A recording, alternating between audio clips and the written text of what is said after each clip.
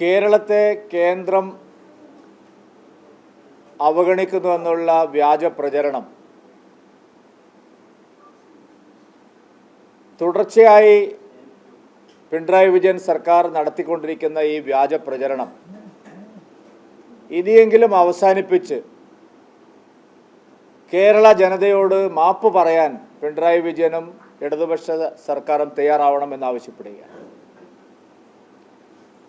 കേരള സർക്കാരിൻ്റെ ഭരണപരാജയങ്ങളും കേരള ഗവൺമെൻറ്റിൻ്റെ പിടിപ്പുകേടും മറച്ചുവെക്കാൻ തുടർച്ചയായി കേന്ദ്രത്തെ പഴിചാരുന്ന സമീപനമാണ് ഈ സർക്കാർ സ്വീകരിക്കുന്നത്. ഏറ്റവും ഒടുവിൽ ആശാ വർക്കർമാരുടെ സേവന വേതന വ്യവസ്ഥകളുടെ കാര്യത്തിൽ തുടർച്ചയായി പിണറായി വിജയൻ സർക്കാർ, മന്ത്രിമാർ, MP-മാർ പച്ചക്കള്ളം ആവർത്തിച്ചുകൊണ്ടിരിക്കുകയായിരുന്നു. കേരളത്തിന് കേന്ദ്രം പണം നൽകാനുള്ളത് കൊണ്ടാണ് ആശാ വർക്കർമാരുടെ വേതന കാര്യത്തിൽ തടസ്സമുണ്ടായത് എന്നുള്ള വ്യാജ പ്രചരണം ആവർത്തിച്ചവർ നടത്തുകയുണ്ടായി.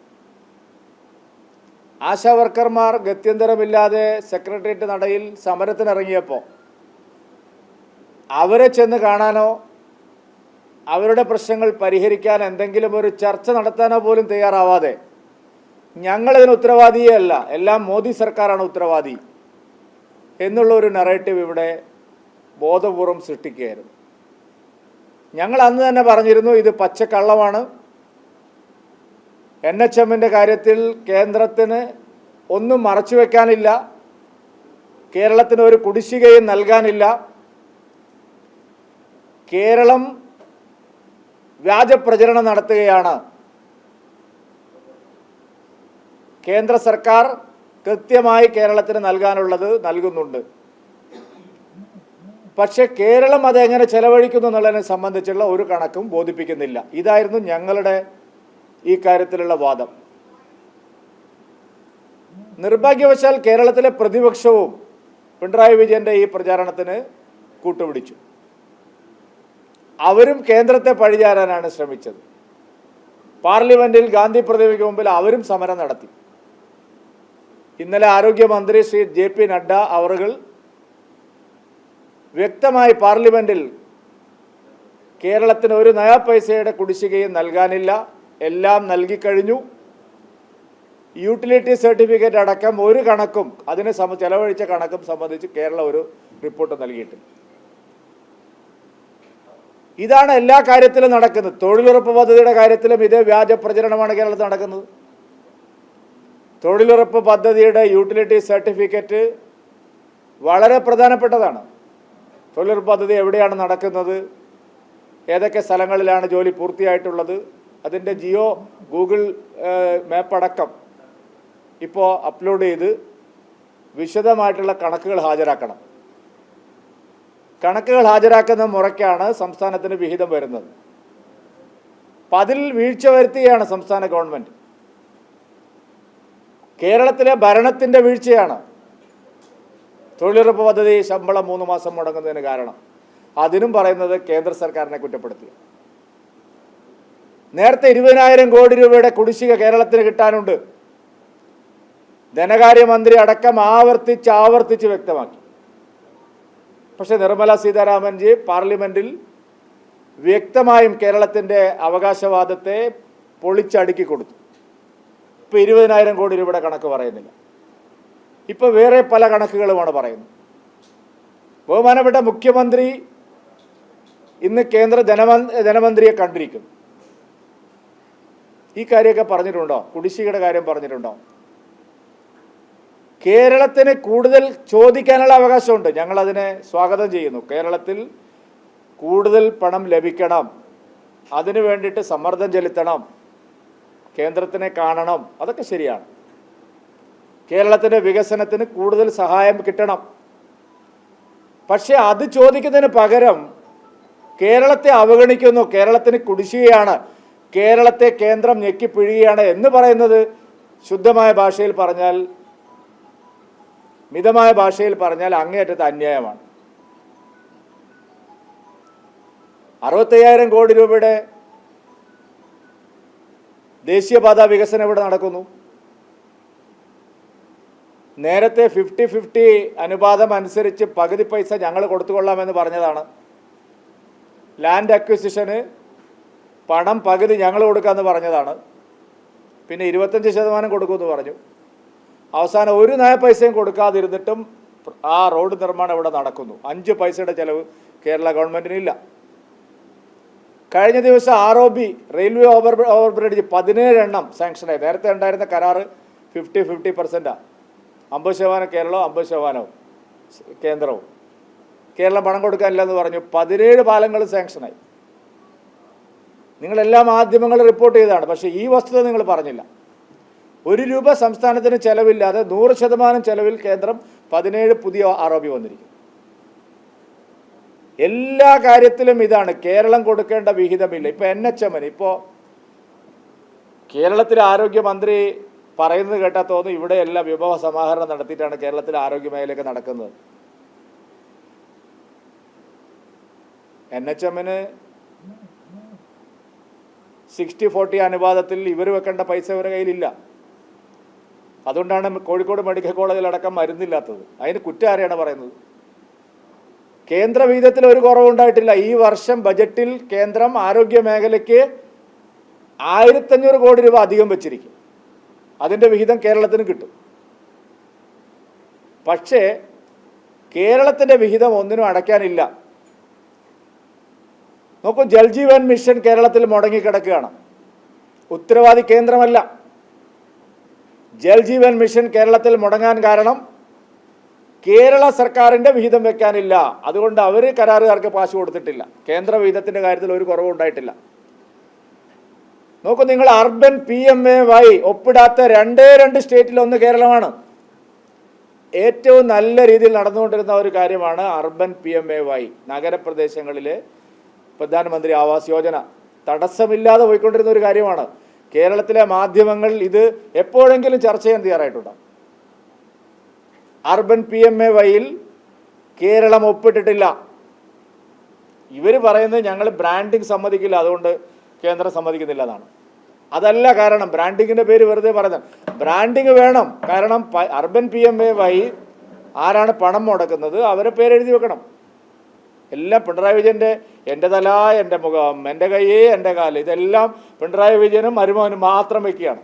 ഈ ദേശീയവാദം മുഴുവൻ എൻ്റെ മകൻ മരുമകൻ, എൻ്റെ തല മരുമകൻ്റെ തല, ഇതാണ് ഇവിടെ നടക്കുന്നത്.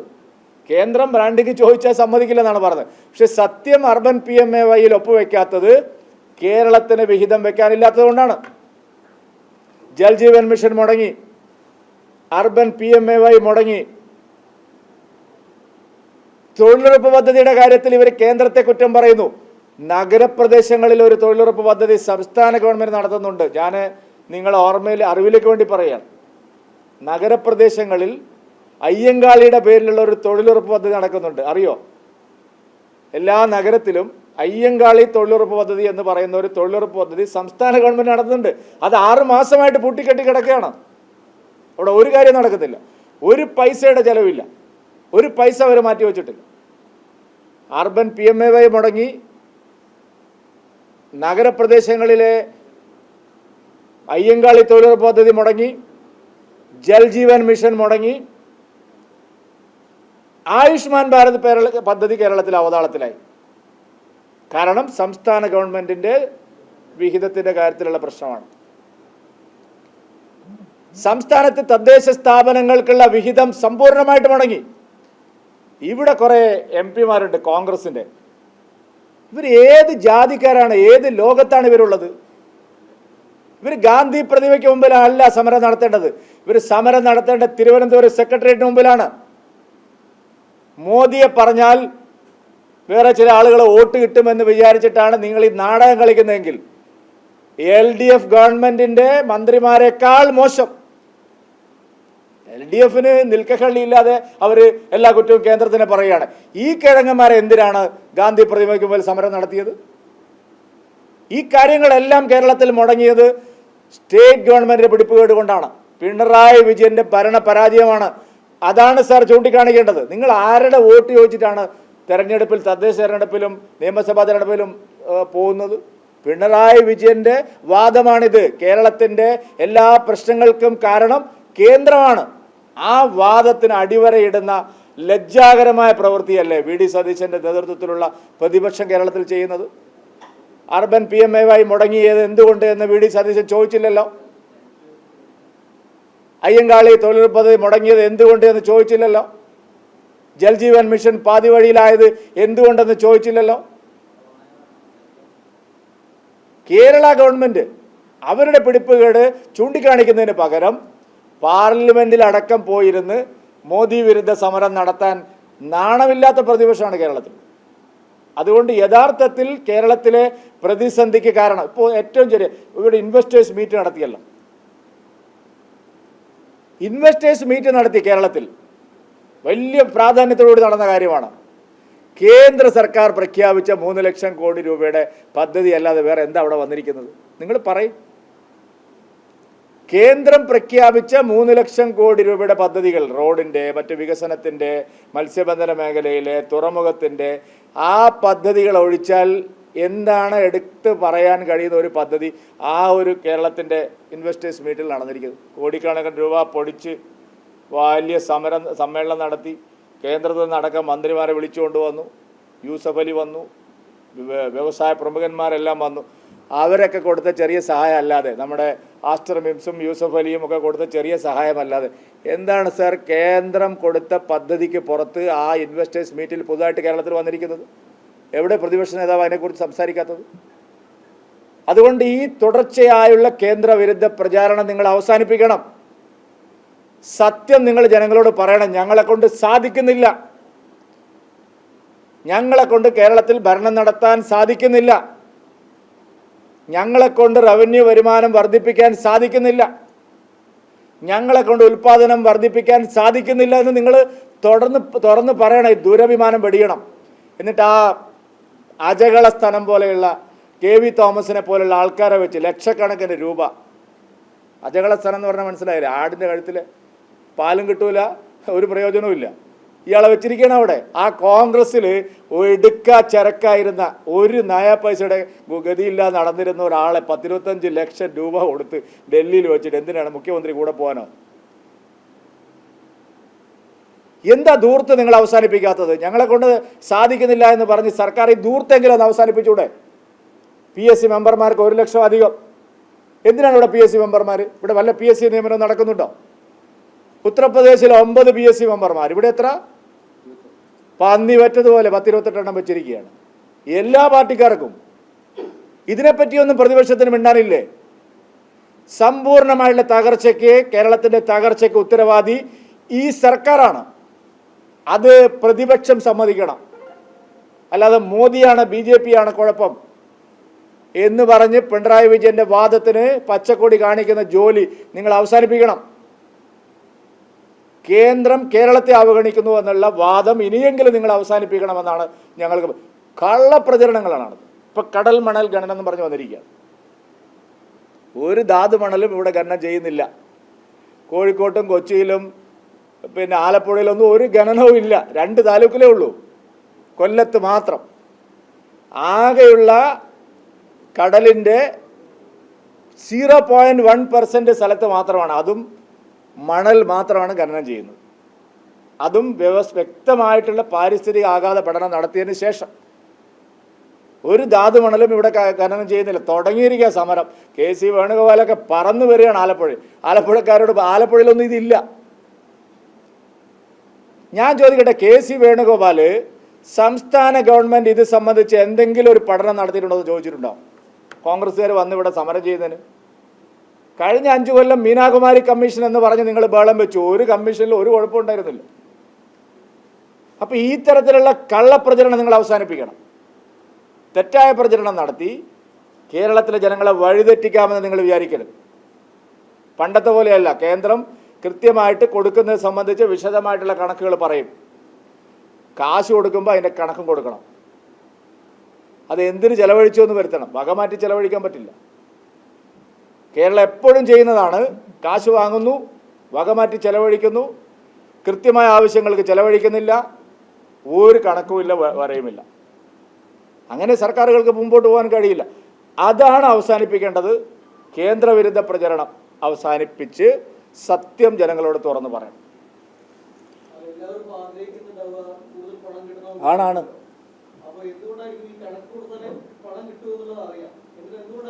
അതല്ലെന്ന് ഞാൻ ചോദിക്കുന്നത്. ഇവരുടെ രണ്ട് രീതിയിലല്ല. ഒന്ന് കേന്ദ്രാവിഷ്കൃത പദ്ധതി, കേന്ദ്രം നേരിട്ട് നടത്തുന്ന പദ്ധതികൾ.